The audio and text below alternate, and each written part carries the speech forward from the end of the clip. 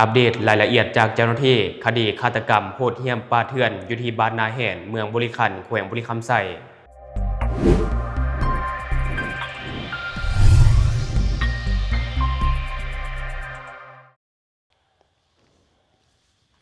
สบายดีทุกผู้ชมยินดีต้อนรับเข้าสู่รายการช็อคเดอะนิวและข่าวที่ข้าพเจ้าอยากจะนำเสนอในวันนี้ก็จะมาอัปเดตรายละเอียดจากเจ้าหน้าที่ต่อกับคดีฆาตกรรมโหดเหี้ยมป่าเถื่อนอยู่ที่บ้านนาแห่นเมืองบุรีขันธ์แขวงบุรีคำไส่ซึ่งข่าวนี้ก็ได้กลายเป็นกระแสอยู่ในสื่อสังคมออนไลน์ของเราหลายคนต่างก็ให้ความสนใจเนาะซึ่งมือวานมือสื่อนี่เนาะหลายคนก็น่าจะเห็นภาพวิดีโอที่ว่าเจ้าหน้าที่ตำรวจได้บุกจับผู้ลงมือก่อเหตุฆาตกรรมแต่ว่าตอนนั้นเองรายละเอียดก็ยังบ่ครบถ้วนเทื่อเนาะยังบ่ฮู้รายละเอียดเทื่อจนในล่าสุดในตอนนี้เฮาก็สามารถฮู้รายละเอียดและเห็นหน้าอย่างชัดเจนต่อกับผู้ลงมือก่อเหตุฆาตกรรมในครั้งนี้ก่อนอื่นเนาะข้าพเจ้าก็ต้องขอแสดงความเสียใจมายังครอบครัวของผู้เสียชีวิตในครั้งนี้ด้วยและวันนี้เฮามาเบิ่งในข่าวที่ข้าพเจ้าได้มาจากเพจความสงบซึ่งเป็นเพจของเจ้าหน้าที่เวลาประมาณ 9:50 นของวันที่ 16 มีนาคม 2026เจ้าหน้าที่วิสาสะเพาะกองบัญชาการปกสเมืองบุรีขันธ์แขวงบุรีคำไส่ได้รับแจ้งความทางโทรศัพท์จากอำนาจการปกครองบ้านนาแห่นว่าได้มีเหตุการณ์ประชาชนภายในบ้านนาแห่นเมืองบุรีขันธ์แขวงบุรีคำไส่ชื่อท้าวแสงพระจันทร์หรือว่าท้าวโงนอาละวาดพร้อมทั้งได้ใช้พาฟันนางน้ำของประชาชนอยู่บ้านนาแห่นจนบาดเจ็บสาหัสในเบื้องต้นเจ้าหน้าที่จึงได้ลงกวดกาดสถานที่เกิดเหตุตัวจริงเห็นว่ามีมูลความจริงแท้พร้อมทั้งได้เห็นเท้าง่นผู้ลงมือก่อเหตุจับพาอยู่ในมือจำนวน2ดวงในเบื้องต้นผู้ก่อเหตุแม้นบ่ให้การร่วมมือในการจับกลุ่มแต่อย่างใดเจ้าหน้าที่จึงได้เข้าจับตัวโดยใช้รูปการเข้าจับตัวตามหลักวิชาเฉพาะใช้เวลาประมาณ40นาทีจึงสามารถจับตัวผู้เกี่ยวได้พร้อมของกลางเป็นอาวุธพาจำนวน2ดวงท้าวสมพรผู้เห็นเหตุการณ์ได้ให้ข้อมูลต่อกับเจ้าหน้าที่ว่าในวันที่16 มีนาคม 2026เวลาประมาณ 9 โมงท้าวสมพรแม้นได้ไปเอากระสอบถ่านลงจากรถหุ่นใดอยู่เฮือนของนางวงอยู่บ้านนายแห่นโดยที่ได้บอกให้ท้าวเองไปโยลงช่วยหลังจากที่เอาเป่าถ่านลงแล้วพวกผู้เกี่ยวทั้งสองไม่ได้ย่างออกจากเฮือนกำลังจะไปปิดประตูหัวหน้าเฮือน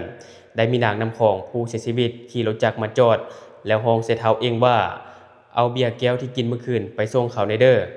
จากนั้นท้าวโงนผู้ลงมือก่อเหตุซึ่งเป็นน้องชายของท้าวเองที่กำลังจับพา2ดวงทางยาอยู่หน้าเฮือนห่างกันประมาณ10เมตรเท่านั้นย่างออกมาหาท้าวสมพรท้าวเองและนางน้ำของพอมาฮอดท้าวโงนได้ถามนางน้ำของว่าไปไสมาและนางน้ำของได้ตอบว่าไปส่งลูกอยู่โรงเรียนมาจากนั้นท้าวโงนได้ย่างไปทางด้านหลังของนางน้ำของแล้วได้ลงมือใส่พาที่ตนจับอยู่นั้นฟันใส่นางน้ำของจำนวน1บาทถึงบริเวณบ่าไหล่ด้านหลังนางน้ำของจึงได้แล่นออกจากรถจักรจากนั้นท้าวโงนได้แล่นนำนางน้ำของพร้อมทั้งใส่พาอยู่ในมือจำนวน2ดวงฟันใส่นางน้ำของจำนวนอีกหลายบาทถึงบริเวณหัวและใบหน้ามือและห่างกายส่วนท้าวสมพรและท้าวเองอยู่ในเหตุการณ์นั้นแม่นบ่กล้าที่จะเข้าไปช่วยห้ามผู้ก่อเหตุเพราะย่านท้าวโงนใส่พาฟันจากนั้นจึงมีประชาชนแจ้งต่อเจ้าหน้าที่ปกสเมืองบุรีขันธ์ลงมาระงับเหตุหลังจากการจับกุมตัวได้แล้วท้าวโงนผู้ก่อเหตุได้ให้การรับสารภาพว่าผู้เกี่ยวไม่ได้เอาพามาถังยาอยู่หน้าเฮือนจำนวน2ดวงในเวลานั้นนางน้ำของได้ขี่รถจักรมาจอดอยู่เคียมทางหน้าเฮือนของผู้เกี่ยวโดยมีท้าวสมพรและท้าวเองผู้เป็นอ้ายแม่นยืนลมกันอยู่ผู้เกี่ยวจึงเกิดมีแนวคิดงุดหงิดอยากหายขึ้นมาโดยบ่ฮู้สาเหตุบ่สามารถควบคุมอารมณ์ตนเองได้จึงเอาพาที่ถางหญ้าอยู่มือจำนวน2ดวงย่างเข้าไปหานางน้ำของพอย่างไปฮอดผู้เกี่ยวแม่นได้เอาพาในมือนี่นะฟันใส่นางน้ำของจำนวนหลายบาทจนได้ให้นางน้ำของล้มลงและพยายามจะบืนหนีผู้เกี่ยวจึงใช้พาฟันนางน้ำของซ้ำอีกหลายบาทหลังจากก่อเหตุแล้วผู้เกี่ยวจึงได้แล่นลงไปรีอยู่เข็มน้ำสั่นและต่อมาก็ถูกเจ้าหน้าที่นับ10คนเข้ามาระงับเหตุและจับกุมตัวคนก่อเหตุซึ่งใช้เวลานานพอสมควรประมาณ40นาทีจึงสามารถควบคุมตัวผู้ก่อเหตุได้ที่ผ่านมาผู้ก่อเหตุกับนางน้ำของแม้นบ่ได้มีการพิเถียงกันหรือว่ามีความเครียดแค้นหยังต่อกันมาก่อนสาเหตุที่ใส่พาฟันนางน้ำของแม่นย้อนความอยากหายโดยบ่ฮู้สาเหตุบ่สามารถควบคุมอารมณ์ตนเองได้จึงลงมือก่อเหตุอย่างโหดร้ายป่าเถื่อนท่ามกลางสายตาของชาวบ้านที่ใกล้เคียงเนาะและที่ผ่านไปก็จะเป็นรายละเอียดจากเจ้าหน้าที่ต่อกับเหตุการณ์ดังกล่าวผู้ลงมือก่อเหตุได้ยอมรับสารภาพว่าอยากหายขึ้นมาโดยบ่ฮู้สาเหตุเนาะ เลยนำผ้าที่อยู่ในมือนี่นะที่ถางหญ้าอยู่ไปฟันใส่นางน้ำคองซึ่งว่าบ่ได้เครียดแค้นหยังกันมาก่อนเนาะอันนี้ถือว่าเป็นข่าวที่สะเทือนขวัญสังคมก็ว่าได้เนาะจะได้ก็ตามข้าพเจ้าก็ต้องขอแสดงความเสียใจมายังครอบครัวของผู้เสียชีวิตอีกครั้งหนึ่งและบัดนี้เราไปเบิ่งภาพเหตุการณ์จับกลุ่มนำกันก่อนเห็นไหมเห็นไหม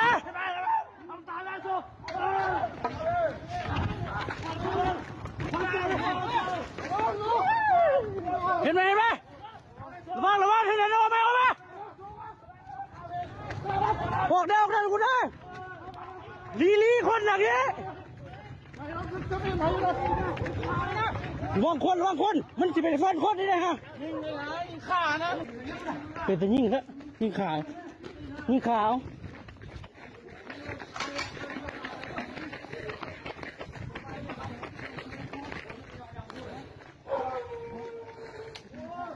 โ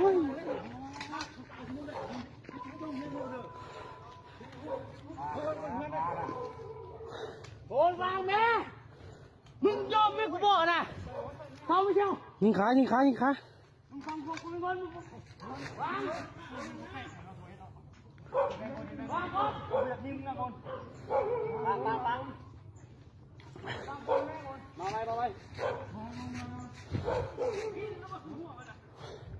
มาจับมือเพื่อนก่อนเลยถ่ายเป็นคนโอ้โหเลยล่ะ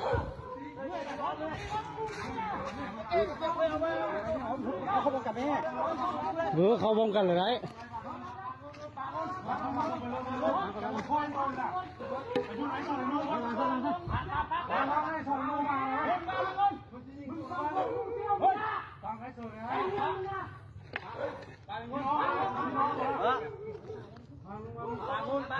คิดอะไรเบ้างเราบุกเพชรวันนี้นะครับดูยิงขานะ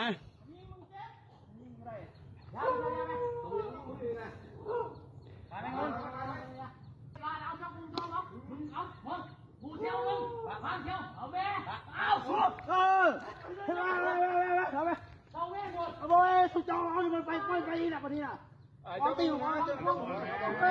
าฆ่าคนแล้วสุดยอดยาโซ่โอ้ตัวไหนเอาโตมันในโลกนี้นะ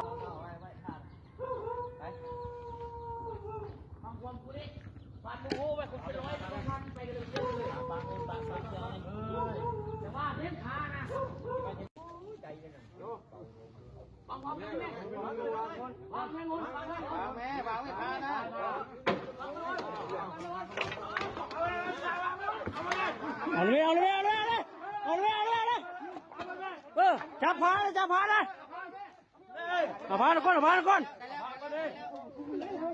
เฮ้ยเก่งแท้ค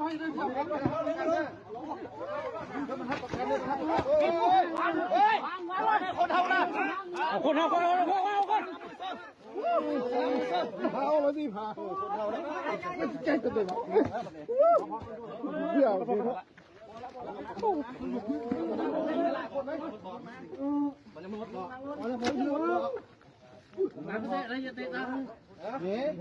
ตอนฟันหน้าเขามุนเลยสิ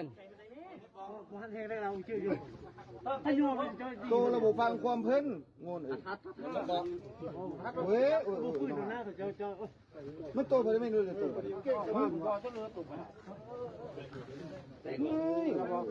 ันไปพูดอยู่ได้พอดีเจอหมอเขา